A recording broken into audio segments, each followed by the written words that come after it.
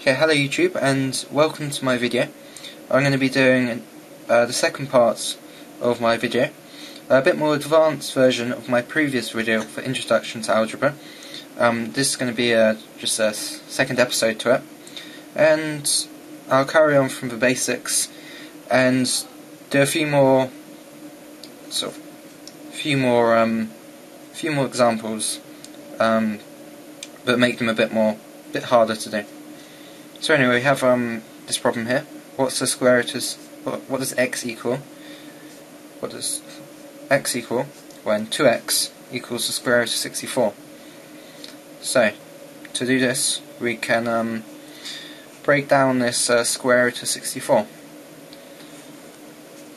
We don't need to do anything to the second side because we're simply 8 equals square root of 64. We're not changing the values. If we change the value of one of the sides, we have to do the same to the other side. We're simply turning it into a more manageable form. So it turns square root of 64 to 8, and 8 equals 2x. So to get rid of this 2, we divide by 2. Divide by 2 on this side. Divide by 2 on this side. And that equals 4 equals x. Okay, so as you can see how we got here, let's do a slightly different one. Let's say x squared as 1 divided by 2 equals 100. So what we're saying is that x squared, so x times x, plus 1 divided by 2 equals 100. So what we have to do to work this one out is work backwards. So first we have to get rid of this 2 here. And we get rid of this 2 here by timesing by 2. And I can show you this works. Say you have 1/2 and equals 0.5, because half is half. If you want to get rid of this 2, you times this by 2. So you get 1 equals 1. It works. So to get rid of this 2 here, we times both sides by 2. So x squared of 1 equals 200. So now we're going to get rid of this 1 here, because it will enable us to do a square root of x to get rid of x squared.